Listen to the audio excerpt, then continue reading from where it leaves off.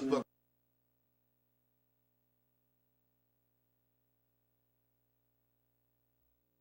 Africa, the sole adult Big game hunting reserve. attack on Move 30 years ago Stay out the way of them big game hunters. A memorial will take place at the site of the bombing on Osage Avenue. Well, for more, we're joined in Philadelphia by Lynn Washington, Try to hit nobody with your car. They're gonna sue the shit out you. Covered Move since 1975. Especially if you got any money. At Temple University. Both he and one used to get you. They're getting you with the paper, the law book. Daily News. We welcome you back to the fake ass public schools, the fake ass news, and Juan, to your memories. Fake pandemic. It's a whole brand new plantation now.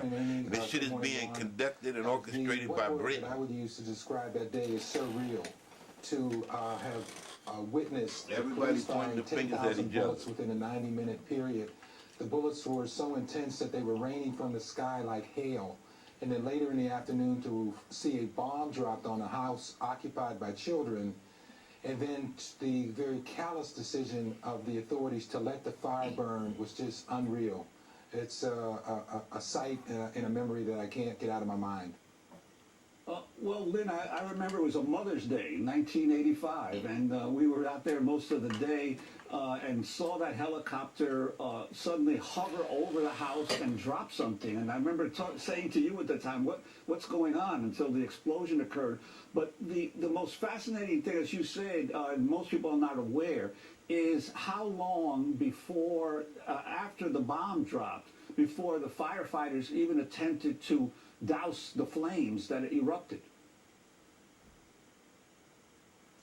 It was almost an hour because we were sitting there on Cobbs Creek Parkway, and you and I were both talking, and actually talking to some of the firefighters as to why they weren't doing it, and the firefighters didn't know. What they were told was to not fight the fire, which is unbelievable. And we could watch, or actually we saw, the fire go from what looked like the beginning of a backyard barbecue grill fire to a blazing inferno, and we just literally watched it jump across the roof lines and also across the street. So by the time that the decision was finally made to fight the fire, it was a blazing inferno, and it was totally out of control. And talk about who was in government, Juan, at the time. Who was the police commissioner? Who was the mayor? How did this bombing take place? The police bombed not just the Move house, ended up burning down 2 blocks, city blocks in Philadelphia. Yes, because they didn't fight the fire, and it spread and destroyed the entire, square block area. But obviously the mayor at the time, Lynn, was Wilson Goode, the first African-American mayor of the city, and the commission... That white on white shit ain't working no more. Black on black is white on white, disguised. The police commissioner and the fire commissioner. All them niggas think they white. Ain't no such thing as black. Everybody think they white. So long ago, I forgot. Black on black, white on white shit ain't working no more. I'm sorry, the police commissioner at the time was a guy named Gregor Sambor, and Mayor Goode appointed him because they were trying to purge the department in some way of the influence of Frank Rizzo, who had been the police commissioner and then the mayor during the 70s when police brutality reached epidemic levels in Philadelphia. One of the things that gets lost in all of this is that, yes, there was this horrific bombing in the middle of May 13th, the day after Mother's Day in 1985. But actually a few days before the bombing, Sambor had ordered an anti-drug sweep that ended up arresting hundreds of people who were innocent, had nothing to do with drugs. The city ended up paying hundreds of thousands of dollars to settle that. And 2 weeks later, there was a dragnet in a Hispanic neighborhood where they were arresting people from 6 to 65 years old in an investigation involving the death of a police officer. And that death was initially reported as a domestic dispute between a police officer, another police officer, and a policewoman who was married to one of the police officers. I want to go back to Ramona Africa, the sole adult survivor of the attack, describing what happened after the bomb was dropped on her house. And without any announcement or warning or anything, they dropped that bomb on the roof of our home. Now, at that point, we didn't know exactly what they had done. We heard the loud explosion. The house kind of shook, but it never entered my mind that they dropped a bomb on us, but the bomb did, in fact, ignite a fire. And not long after that, it got very, very hot in the house, and the smoke was getting thicker. At first, we thought it was tear gas, but as it got thicker, it became clear that this wasn't tear gas, that this was something else. And then we could hear the trees outside of our house crackling and realized that our home was on fire. And we immediately tried to get our children, our animals, our dogs and cats, and ourselves out of that blazing inferno. Africa's sole adult survivor of the attack. So talk about who died, Lynn, how people tried to escape, and what happened.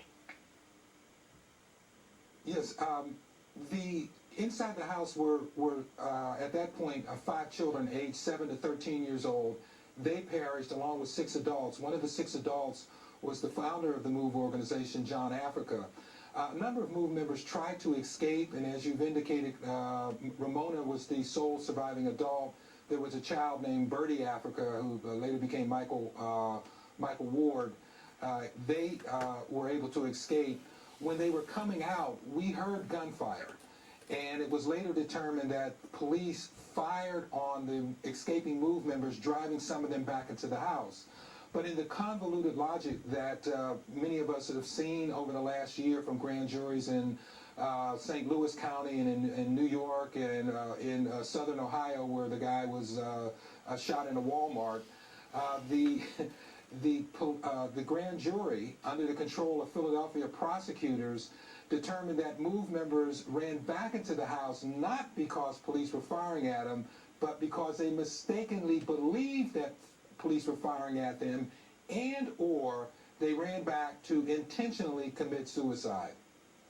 And Lynn, what were the main conclusions of the MOVE Commission that was established subsequent to that tragedy?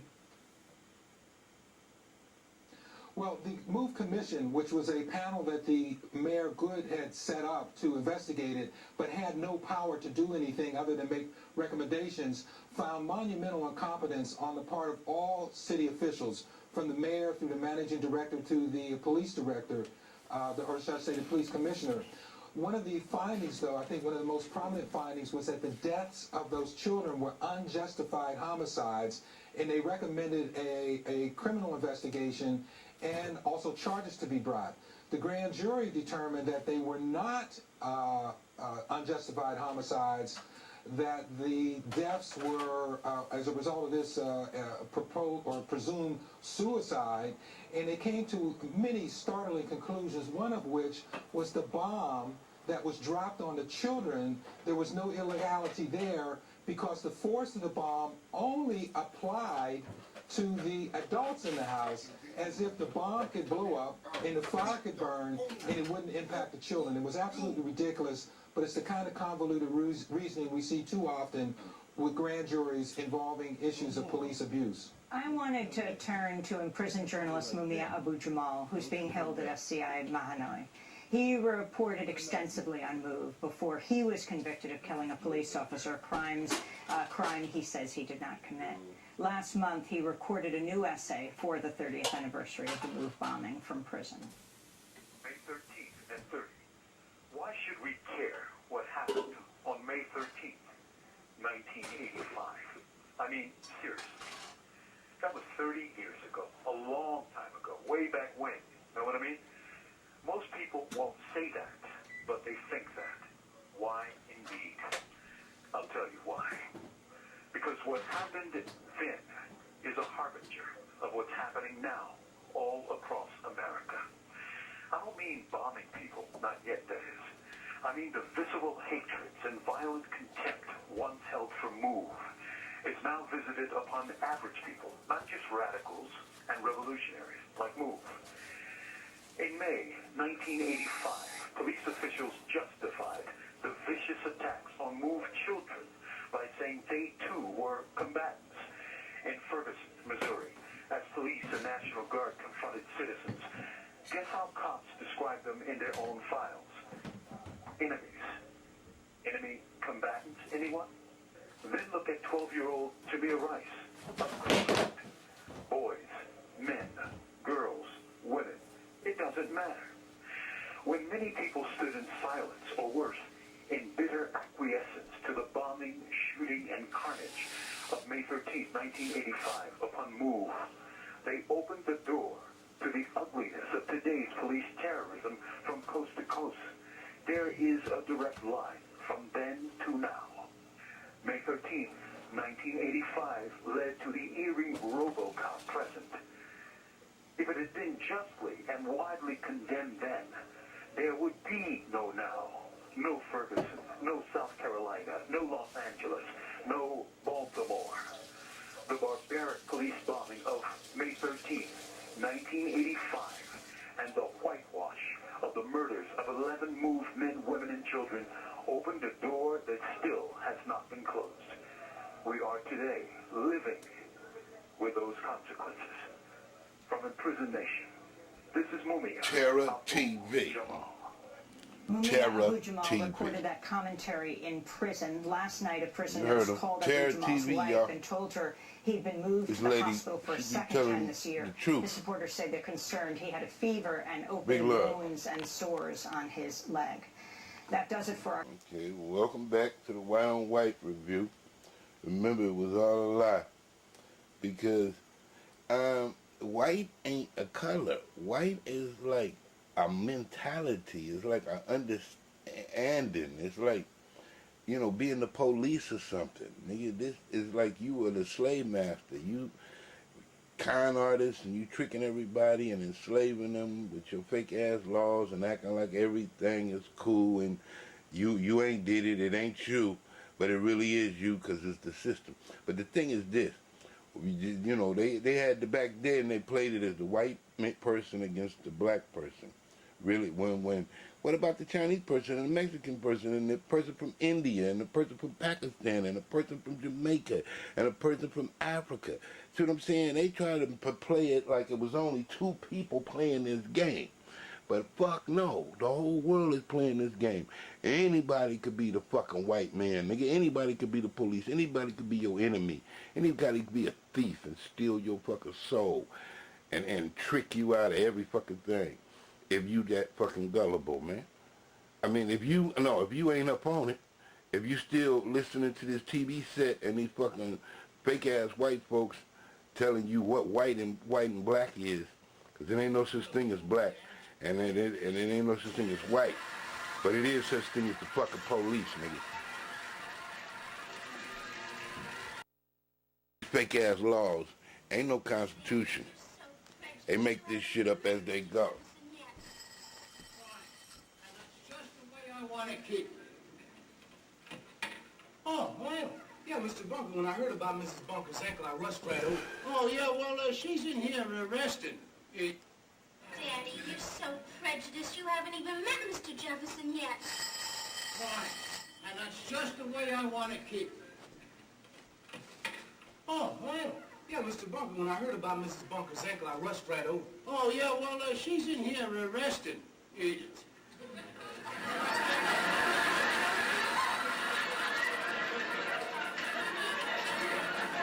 doctor said you're supposed to stay off your feet, dear. Sit down. See what I mean, Ron? Yeah, I see. That's a shame. It's too bad this had to happen the first time you were coming to dinner, Mrs. Bunker. Yeah, well, Lionel, as they say, que sera, you know? TV set made it didn't seem real, but it was real. Both are looking forward towards it, too, wasn't real. Oh, it certainly was. You know, it ain't nothing you can do about it, right? But if you a kid and you don't know that this is where you living at, then that's bad. Because if you think you free, you're gonna find out the hard way. There isn't something else that's causing See? you to cancel tonight? Well, I mean, you can be straight with me because, frankly, we're having Not problems only with ain't my you old free, man. but your mind ain't free. Well, he's So kinda you old-fashioned, dead. You know, says he just doesn't want to sit You down with like Whitey. you dead.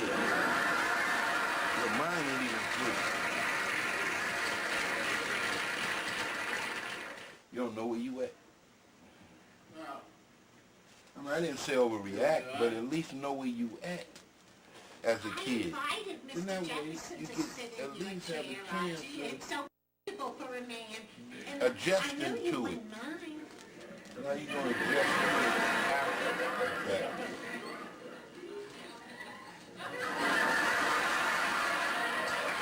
Police, we're going! Get the door!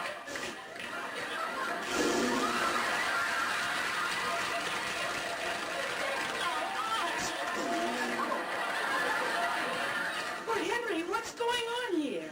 Your ankle all of a sudden got better, huh? I'm sorry we had to lie to you. My ankle wasn't really sprained. It was just an excuse to try to get out of having dinner with you. Edith, I have a confession to make to you. This isn't my husband. It That's is. not your husband. No, George didn't want to have dinner with you either. And when I couldn't change his mind, I didn't know what to do. I was so embarrassed that I asked my brother-in-law Henry to come with me. Your brother-in-law, Henry. Oh, what a lie. This is what it comes to. I agreed to do this thing, Edith, and their real guy doesn't come over. We don't want to sit down